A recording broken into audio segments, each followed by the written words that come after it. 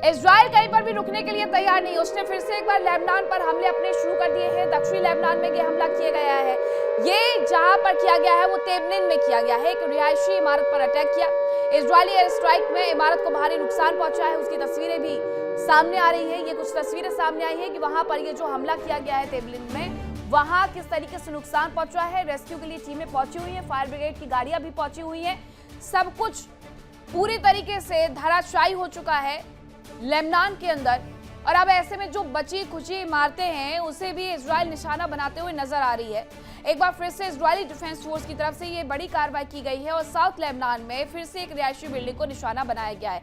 इन सब के बीच में ये कहा जा रहा था कि दोनों ही देश यानी कि इजराइल और लेबनान 14 अप्रैल को अमेरिका में बातचीत कर सकते हैं। हालांकि दिन और रात के अंतर की वजह से अभी थोड़ा सा वक्त का और इंतजार करना होगा कि ये बातचीत होगी या सिर्फ 14 अप्रैल की एक तारीख तय की गई थी और दोनों ही देश बातचीत की टेबल पर नहीं आए हैं। भारत में जरूर 14 अप्रैल हो गई है, अमेरिका में अभी भी 13 अप्रैल है, रात का वक्त है। अभी उनके सुबह होने का इंतजार करना पड़ेगा। उसके बाद देखते हैं कि आखिरकार आगे क्या स्थिति होती है, क्योंकि 14 अप्रैल की तारीख तो तय कर दी गई थी। बावजूद इसके इजरायली एयर स्ट्राइक लगातार लेबनान में चल रही है और इस एयर स्ट्राइक में सबसे ज्यादा जो नुकसान हो रहा है वो रिहायशी इमारतों को ही हो रहा है। और ये कहकर के वहां पर हमला किया जा रहा है इजरायली डिफेंस फोर्स की तरफ से कि इसमें हिजबुल्लाह रहते हैं। अगर हिजबुल्लाह पर यह हमला किया जा रहा है तो रिहायशी इमारतों को निशाना क्यों बनाया जा रहा है, सबसे बड़ा सवाल ये भी इजरायली डिफेंस फोर्स के सामने खड़ा हुआ है।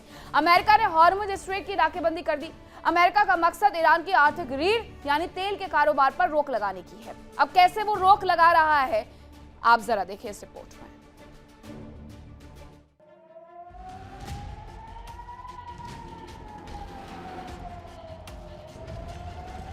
अमेरिका और ईरान के बीच बातचीत विफल होने के बाद अब अमेरिकी सेना हॉर्मुज की नाकेबंदी कर रही है। ईरान की आर्थिक रीढ़ तोड़ने के मकसद से की गई इस नाकेबंदी से कई देश प्रभावित हो रहे हैं।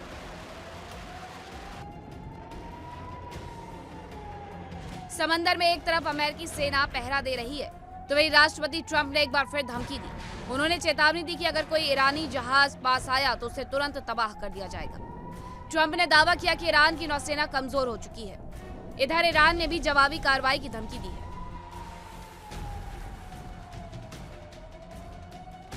अमेरिकी सेना ईरान के बंदरगाहों की तरफ आने जाने वाले जहाजों की नाकेबंदी कर रही है। राष्ट्रपति ट्रंप ने सोशल मीडिया पर ईरान को धमकी दी। उन्होंने कहा कि ईरान की नौसेना समुद्र की तलहटी में पड़ी है, पूरी तरह नष्ट हो चुकी है। ट्रंप ने दावा किया कि अमेरिका ने ईरान के 158 जहाजों को निशाना बनाया।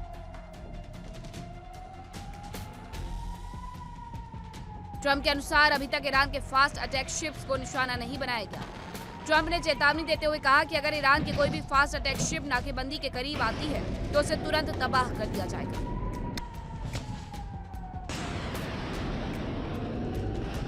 ईरान ने भी जवाबी कार्रवाई की धमकी दी। तेहरान का कहना है कि अगर उसके जहाज रोके गए तो वो खाड़ी में पड़ोसी देशों के बंदरगाहों को निशाना बनाएगा। ट्रंप का कहना है कि नाकेबंदी का मकसद ईरान की तेल बिक्री को रोकना है। अमेरिकी सेंट्रल कमांड के मुताबिक ईरानी बंदरगाहों तटीय क्षेत्रों में दाखिल होने वाले सभी देशों के जहाजों को रोका जाएगा। हालांकि सेंटकॉम ने साफ कर दिया कि दूसरे देशों के जहाजों की आवाजाही नहीं रोकी जाएगी।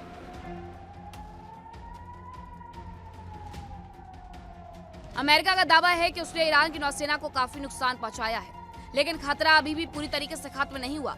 अमेरिका मान रहा है कि IRGC के पास छोटे और तेज हमलावर जहाजों का एक अलग बेड़ा मौजूद है। ये जहाज खास तौर पर खाड़ी और हॉर्मुज जैसे सकरे इलाकों में लड़ाई के लिए बनाए गए हैं। अमेरिकी सेना मानती है कि छोटे जहाज तेजी से हमला करने, मिसाइल दागने, समुद्र में माइंस बिछाने और व्यापारिक जहाजों को परेशान करने में सक्षम है।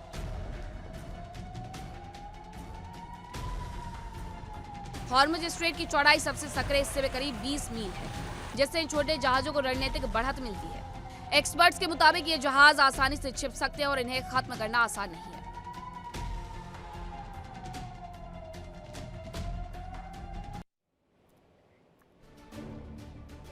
तो हॉर्मुज पर नाकाबंदी करने की जो घोषणा की गई थी, अमेरिका कह रहा है कि हमने उसे पूरा कर लिया है। हालांकि ईरान की तरफ से इस बात से इनकार किया जा रहा है। अब हॉर्मुज पर जो नाकाबंदी की गई है उसके बाद ट्रंप की जो चेतावनी, उसके बारे में आपको बताते हैं।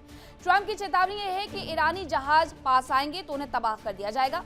जहाजों के खिलाफ चेज सिस्टम के इस्तेमाल की धमकी भी है।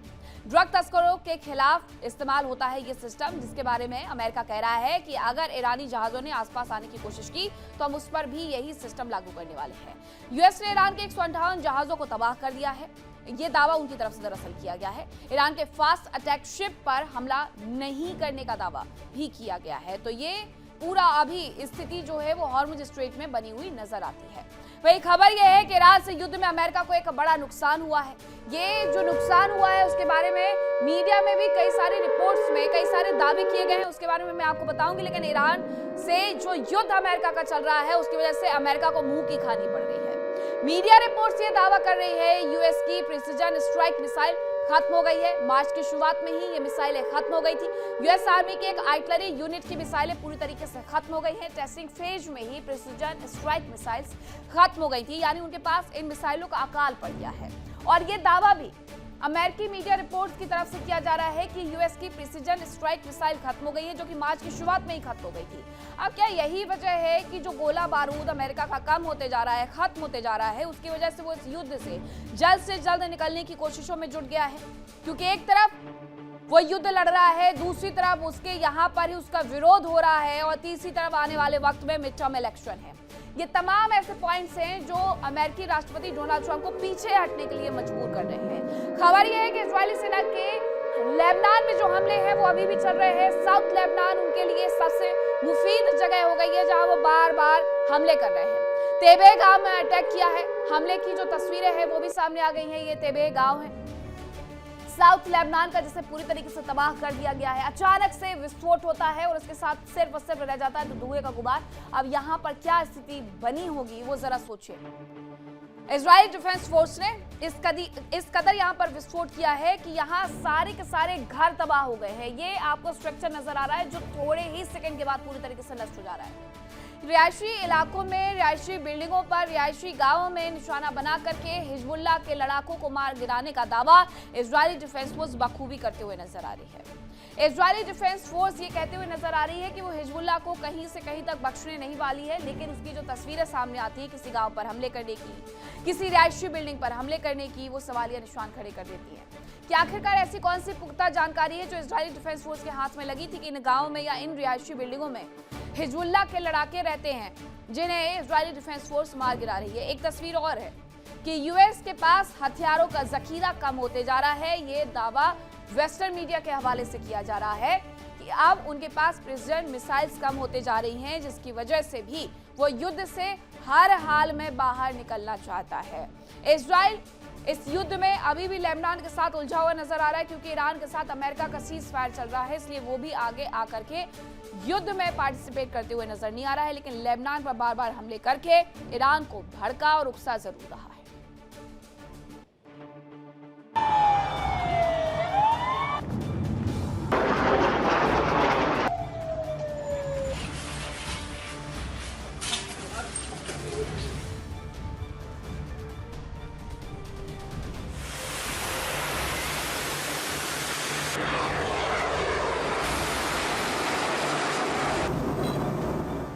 अमेरिका ने हॉर्मुज की नाकेबंदी की।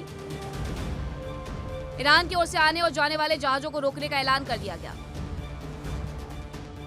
इसके लिए अमेरिका ने बहुत बड़ा समुद्री बेड़ा तैनात किया। अमेरिकी सेना ने हॉर्मुज को ब्लॉक करने के लिए ईरानी बंदरगाहों के पास 15 से ज्यादा युद्धपोत तैनात किए। इनमें F-35B जेट और MV-22 ऑस्प्रे विमान शामिल है। हॉर्मुज को लेकर अब भी दुनिया में हाहाकार मचा है। पहले ईरान ने हॉर्मुज पर शिकंजा कसा और अब राष्ट्रपति ट्रंप ने समुद्री नाकेबंदी शुरू कर दी। माना जा रहा है कि इससे दुनिया भर में ऊर्जा संकट बहुत बड़े स्तर तक बढ़ सकता है। हॉर्मुज ब्लॉक करने के ऑपरेशन में amphibious assault ship USS Tripoli भी शामिल है। यह युद्धपोत F-35B lightning II stealth fighter jet और MV-22 ऑस्प्रे एयरक्राफ्ट से लैस है। यह तैनाती अरब सागर में ईरानी तटीय इलाकों को निशाना बनाने के लिए अमेरिका की एक बड़ी सैन्य मुहिम का हिस्सा है। यूएस सेंट्रल कमांड यानी सेटकॉम ने पुष्टि की है कि ये नाकेबंदी शुरू हो चुकी है। इसे ईरानी बंदरगाहों और तटीय इलाकों में आने जाने वाले सभी जहाजों पर लागू किया जा रहा है। यूएस सेंट्रल कमांड के मुताबिक USS त्रिपोली अरब सागर में चलते हुए रात में उड़ान भरने का अभ्यास कर रहा है। USS त्रिपोली को बिना किसी पारंपरिक वेल डेक के डिजाइन किया गया है। इसमें अधिक F-35B lightning II stealth fighter, MV-22 osprey विमान और हेलीकॉप्टर और रखरखाव के लिए अतिरिक्त जगह मिल पाती है। राष्ट्रपति ट्रंप ने नाकेबंदी को लेकर कहा कि इस दौरान उसी किल सिस्टम का प्रयोग किया जाएगा जो ड्रग तस्करों के खिलाफ किया जाता है। अमेरिकी सेना ईरान की ओर से आने और जाने वाले जहाजों को रोककर जांच कर रही है। खासकर उन जहाजों पर नजर रखी जा रही है जो ईरान को टोल देते हैं। अमेरिका ने ऐलान किया कि जो जहाज ईरान को गैर कानूनी टोल देंगे उन्हें सुरक्षित रास्ता नहीं दिया जाएगा।